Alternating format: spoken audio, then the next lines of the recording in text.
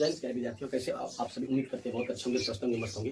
चलिए आज आप लोगों के बीच लेके आए हैं एपी से रिलेटेड सवाल, जो कि एग्जाम में ये क्वेश्चन पूछता है। चलिए आप लोग देखेंगे एपी से रिलेटेड सवाल है, जो कि वीवीआई क्वेश्चन है। ध्यान से देखेंगे।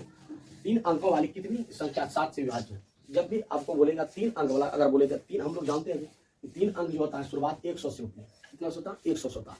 2 अंक का जो अंतिम संख्या होता है 99 होता है। और चूंकि हम लोग देख रहे हैं 7 से अगर हम भाग देते हैं 100 में तो होगा नहीं। फिर 101 को टेस्ट करेंगे, उसी तरह 102 को टेस्ट करेंगे, ये भी नहीं होगा। 103 से टेस्ट करेंगे, ये भी नहीं होगा। 104 से टेस्ट करेंगे, ये भी नहीं होगा। 105 से टेस्ट करेंगे, ये भी नहीं होगा।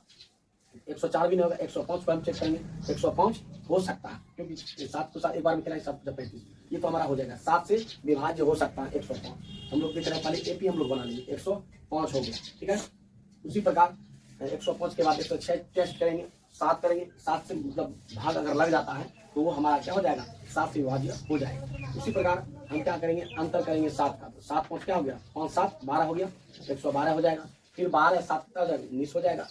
इस प्रकार से हम लोग देखेंगे 3 अंक का जो होगा 7 से विभाज्य जो होती है कितना तक होती है? 87 होता है। कितना होता है? 987 होता है।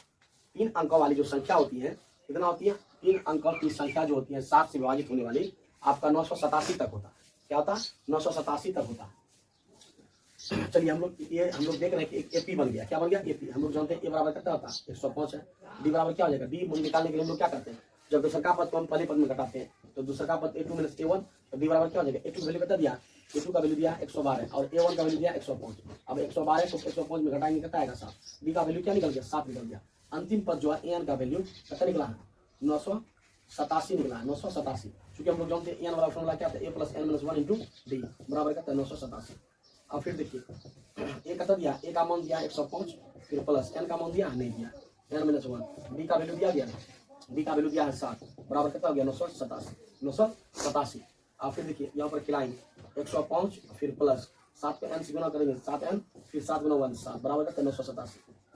चलिए हम लोग देखेंगे यहाँ फिर 105 को क्या आ जाएगा? ये घट जाएगा। 105 को 7 में घटा देंगे, कितना जाएगा? 98। कितना जाएगा? 98। फिर प्लस क्या है? 7n बराबर कितना है?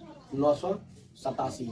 फिर देखिए 7n बराबर क्या आ जाएगा? 987 प्लस उधर जाएगा क्या जाएगा? -98। फिर कितना जाएगा? 7n बराबर कितना? घटा 89। इसको घटा दीजिए, n बराबर क्या निकल जाएगा? 889/7।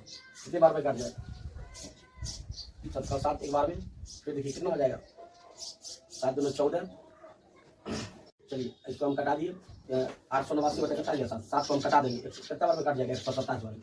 127 बार में कट जाएगा, 27 बार में।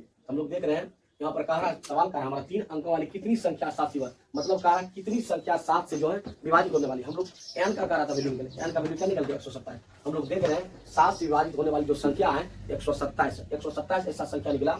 n का मान 127 निकला, जो कि ऐसी संख्या जो कि 7 से विभाजित हो सकती है। 127 ऐसा संख्या है जो कि 7 से विभाजित हो जाएगी। जैसे 105 हो गया, 112 हो गया, इसी तरह से 127 ऐसी संख्या है जो कि 7 से विभाजित हो सकती है। चलिए आज का वीडियो हम लोग यहीं रखेंगे। धन्यवाद, नमस्कार।